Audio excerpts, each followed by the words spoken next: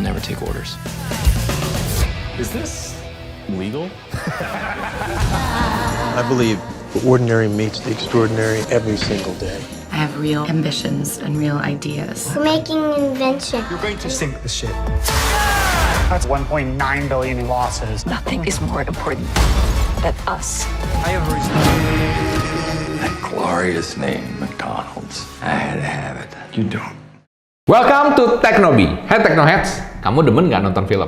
Yes, itu adalah salah satu hobi saya, nonton film ya. Dan cuma saya sering nonton film yang menurut saya bermutu ya. Jadi bukan hanya film yang lucu-lucuan doang itu kadang-kadang. Oke, tapi kebanyakan yang saya sering nonton adalah film-film yang mengenai bisnis. Kenapa? Karena saya sebagai seorang entrepreneur, seorang pebisnis, saya suka merasa terinspirasi, termotivasi dan juga bisa belajar dari pengalaman-pengalaman para pebisnis yang ada di film tersebut. Dan yang saya paling suka adalah film-film yang real life, artinya cerita asli. Nah, saya udah kumpulin 7 film yang menurut saya penting banget buat kita ya kan sebagai entrepreneur, sebagai pebisnis untuk membangkitkan inspirasi dan motivasi kita dan bisa belajar banyak dari film-film ini. Saya akan bahas dalam 3 hal ya kan. Yang pertama adalah sinopsis atau dari gambaran film tersebut, kemudian seberapa bagus ratingnya menurut saya, dan kemudian yang terakhir, kenapa film ini penting buat kamu. Oke? Nah, kalau misalnya udah ready, yuk kita langsung nonton.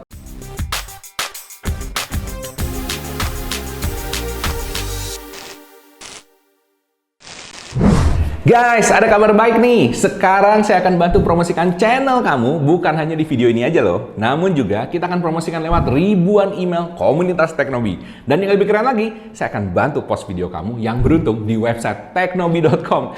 Yes, dan ini semua gratis khusus buat kamu Teknoheads, para penonton setia Teknobi. Mantap banget bukan? Nah, kamu mau dong kalau channel kamu dipromosikan juga? Well, kalau mau ini caranya ya. Pertama, klik like, subscribe, dan nyalain loncengnya. Komen sesuatu yang positif mengenai Teknobi. Dan daftarkan diri Anda sekarang ke website ini.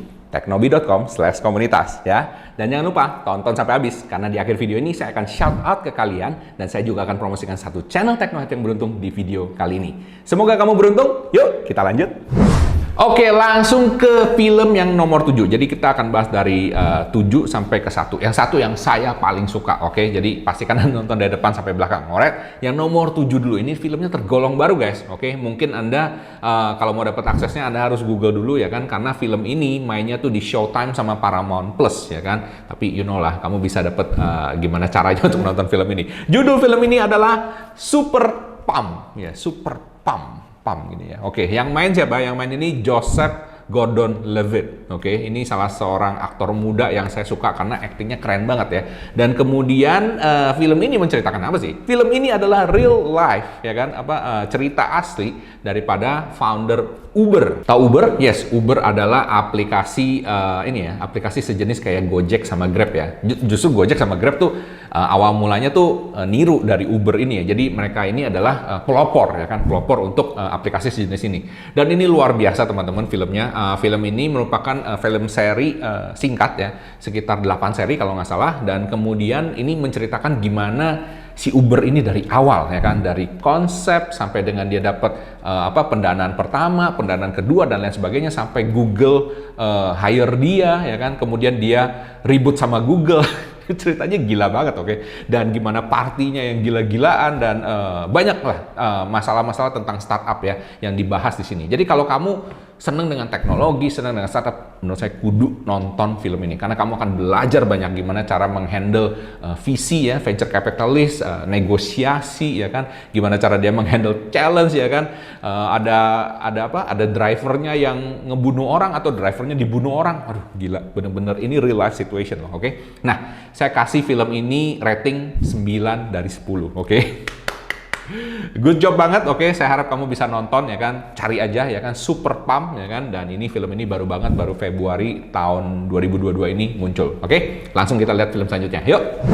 Oke, film selanjutnya nomor 6 ya kan, ini judulnya The Inventor, oke? Nah, film ini udah terbit lagi ya. Maksudnya udah diluncurin tahun 2019. Ini menceritakan tentang Elizabeth Holmes ya kan, founder dari sebuah startup yang cukup heboh yaitu Theranos. Pernah dengar ya kan? Karena startup Theranos ini merupakan salah satu startup yang revolusioner dan udah ngumpulin billions of dollar. Kemudian foundernya dituntut ya kan, dan dibilang dia bohong, tidak bisa memenuhi janji-janjinya, dan akhirnya company-nya tutup sekarang. Bayangin ini company billions of dollar udah diinjek duit ya kan. Jadi film ini menceritakan si Elizabeth Holmes ini mulai dari mahasiswanya ya kan sampai dia ketemu dengan calon partnernya, dan kemudian mereka berdua membangun perusahaan Theranos ini ya. Dan yang luar biasa, Elizabeth Holmes ini punya semacam kayak semacam wibawa atau aura, sehingga banyak sekali tokoh-tokoh negarawan dunia seperti Bill Clinton, Henry Kissinger, Betsy DeVos, itu istrinya Rick DeVos yang bosnya Amway ya, kamu tahu ya, semua pada kucurin duit ke dia ya kan, dan ujung-ujungnya scam. It's crazy. Nah, yang lebih crazy lagi menurut gua, si Elizabeth Holmes ini tidak pernah ngerasa bohongin orang. Oke, dia bilang memang founder seperti itu. Nah, menurut kamu gimana? Apakah perlu founder itu ngomong gede banget ya kan, saking gedenya dia nggak bisa memenuhi janjinya? Is that okay or not? Comment below ya. Jangan lupa di like juga ya kan, karena masih ada 5 film lagi yang menurut saya kamu perlu nonton. By the way, film ini cukup bagus, saya kasih rating 8 dari 10. Oke, kita lanjut yuk. Oke, menduduki ranking nomor 5 adalah sebuah mini series juga. Ini juga baru filmnya ya. Judulnya We Crash. Dari judulnya aja udah jelas ya, bahwa menceritakan sebuah startup yang lagi-lagi ya kan nge-crash. Oke, kalau yang sebelumnya tuh Uber nggak nge-crash, sampai sekarang masih ada. Kemudian kalau Theranos di-solve tutup, yang ini We Crash ya kan. We Crash ini sebenarnya nggak nge-crash banget sih, karena ini adalah cerita dari startup yang namanya WeWork. Pernah dengar? Oke, WeWork ini merupakan sebuah startup yang nyewain ruangan ya kan untuk kantoran. Jadi WeWork actually yang pertama kali mempopulerkan yang namanya open space. Jadi office-nya itu open space semuanya ya kan, kayak di kafetaria gitu, di mana semua orang bisa lihat satu sama lain, dan kemudian dia nyewain kayak ruangan kecil-kecil sebagai kantor ya. Jadi banyak startup yang nyewa kantor di situ, dan yang mulai orang ini namanya Adam Newman. Dia dimainkan oleh aktor kawakan namanya Jared Leto, pasti tahu, yang main Morbius, yang main macam-macam lah. Ini orangnya nyentrik banget, oke. Dan kemudian istrinya si Rebecca Newman dimainkan oleh Anne Hathaway ya kan. Jadi ini pemainnya kaliber semua, oke. Dan ini menceritakan gaya hidup pasangan yang super nyentrik dan nyeleneh, oke. Gila-gilaan, tuntutannya banyak dan crazy. Oke, crazy. Karena kenapa? Mereka pernah ngejalanin perusahaan ini ya kan, dan satu hari bisa minus, oke. Satu hari minusnya berapa? Jutaan dolar. I mean serius, gue nonton satu hari minus 4 juta dolar, satu hari minus 3 juta dolar. Gila kata gue. Tapi foundernya ini sangat-sangat gigih, dan akhirnya bisa dapat penyuntik dana juga. Salah satunya adalah Masayoshi Son dari SoftBank yang injek 44 billion dollar. Gila, 44 billion dollar. Anda tahu duitnya berapa triliun itu, oke? Dan teman-teman, yang luar biasa lagi, pertumbuhan ini nggak sustainable semuanya. Akhirnya ketika mereka mau IPO, tidak jadi, dan Adam Newman di kick out, keluar. Oke? Nah, yang bikin gue penasaran adalah gimana caranya dia bisa ngeyakinin orang seperti ini ya. Nah, ini menurut saya adalah sebuah skills yang perlu dipelajari semua CEO, ya kan? Hopefully, tapi kamu punya startup nggak scam ataupun juga nggak crash kayak dia ya. Tapi kamu bisa belajar gimana caranya si Adam Newman ini dengan soft skill yang luar biasa bisa menarik investor sampai percaya dengan dia, kasih 44 billion dollar. Oke, saya kasih film ini 9 dari 10 bintang. Oke, langsung kita lihat yang berikutnya. Yuk. Oke, nomor 4 ini adalah film yang judulnya Joy. Oke, jadi singkat banget Joy. Dan Joy ini diambil dari nama founder produk ini. Produknya apa teman-teman? Kamu bisa kaget, oke? Terlebih kamu bakal kaget karena saya mau kasih tahu bahwa dia berhasil menjual 18.000 produk ini hanya dalam waktu 1 jam. Oke, produknya apa? Miracle Mop alias kain pel yang tahu yang diputar gitu? Iya, itu dia ini penemunya ya kan. Jadi nama penemunya ini adalah Joy Mangano. Mangano, kalau orang Surabaya itu ngomongnya Mangano, suruh makan gitu kan ya. Tapi enggak, Mangano ini nama orang Itali kalau nggak salah ya kan. Dan dia ini pebisnis wanita yang kreatif, dan kemudian dengan modal nekat ya kan, jadi kaya gara-gara jualan alat pel di Home Shopping Network ya kan, yang diperankan oleh Jennifer Lawrence ya. Anda tahu Jennifer Lawrence? Jadi Jennifer Lawrence ini adalah seorang artis kawakan dan ditemani oleh lawan mainnya ada Bradley Cooper. Jadi dua-duanya luar biasa. Dan ini adalah film yang nggak main-main teman-teman, karena menang Oscar. Yes, Jennifer Lawrence menang Best Actress di Golden Globe Award dan masuk nominasi Oscar. Oh sorry, masuk nominasi, bukan menang Oscar ya. Dia menangnya Golden Globe Award ya kan, dan masuk nominasi Oscar. Nah, ini film cocok banget. Ini bukan teknologi ya kan, tapi ngomongin gimana apa ya, strugglingnya, fightingnya ya kan, seorang perempuan ya kan, pebisnis ya kan, dimana dia tidak dianggap dan lain sebagainya, tapi at the end dia menang. Ini cuma satu doang filmnya. Kalau kamu mau nonton, check it out. Very very good. 9 dari 10. Oke, kita langsung ke yang selanjutnya. Yuk. Alright, menduduki nomor 3, film selanjutnya ini beneran menang Oscar teman-teman. Menang 3 Oscar, oke? Jadi film ini tahun 2010, judulnya The Social Network. Dan film ini diterbitkan atau diluncurkan pada saat Facebook itu valuasinya berapa billion, pokoknya tinggi-tingginya deh. Nah, Anda bayangin ya, Facebook udah lebih dari 12 tahun teman-teman. Gila nggak berasa ya. Jadi Facebook udah lama seperti itu ya. Jadi film ini menceritakan tentang awal mula Facebook. Gimana si Mark Zuckerberg sama beberapa founder lainnya memulai Facebook dari dari dormitory atau tempat mereka bukan ngekos ya. Namanya apa ya? Asrama di Harvard ya kan. Dan di situ mereka membangun Facebook. Nah, ini dia. Tahu nggak? Ini kontroversinya di mana? Kontroversinya adalah si Mark Zuckerberg mati-matian ngomong bahwa film ini tidak real. Oke, memang sih film ini kayaknya nggak 100% real, tapi ya serulah buat drama ya. Dan film ini teman-teman meraih penghargaan 3 Oscar, diperankan oleh Andrew Garfield, Justin Timberlake, sama Jesse Eisenberg ya kan, yang mainin sebagai Mark Zuckerberg. Nah, ini merupakan salah satu film yang menurut saya wajib bagi setiap startup founder untuk nonton, karena Anda bisa lihat di sini plus minusnya ya kan, dan gimana cara membangun startup mulai dari nol. Bahkan untuk orang yang sedikit introvert seperti Mark Zuckerberg sekalipun bisa membangun sebuah startup yang bernilai billions of dollar. Saya kasih rating 8 dari 10. Oke, kita langsung lanjut yuk. Oke guys, di peringkat kedua adalah sebuah film yang menurut saya ini wajib buat kalau kamu adalah startup founder, terutama yang teknologi, untuk nonton. Judulnya Pirates of Silicon Valley. Ini klasik guys. Oke, ini nggak menang Oscar or anything ya kan. Filmnya juga ya kalau nggak salah tahun 80-an lah ya, agak sedikit kacang, 80-an atau 90-an gitu, agak sedikit kacangan gitu ya. Yang main ini si Noah Wyle, yang pemeran dokter muda di ER sebelum dia terkenal, dan sama Anthony Michael Hall ya. Film ini menurut saya klasik banget, karena ini menceritakan peperangan atau awal mula Apple versus Microsoft. Oke, jadi Steve Jobs muda yang diperankan oleh si Noah Wyle, dan juga Bill Gates muda yang diperankan oleh Anthony Michael Hall. Jadi keren banget. Dan Anda bisa lihat di sini ya, bahwa gimana Microsoft itu di awal, dia memang pinter bisa programming, tapi yang dijual ke IBM, program basic kalau Anda ingat ya, itu bukan bikinannya si Microsoft. Malah dia beli dari orang lain, kemudian di rebranding jadi Microsoft dan dijual lagi gitu ya. Sama juga dengan Apple ya kan. Apple menemukan yang namanya UI ya kan, user interface, yang dulu pakai mouse, itu bukan dia yang bikin ya kan. Dia pergi jalan-jalan ke Xerox Park ya kan, dan kemudian dilihat situ, apaan ini keren ya. Sama Xeroxnya nggak dia apa-apain. Tahu Xerox ya, mesin fotokopi itu ya, itu perusahaan gede banget guys. Oke.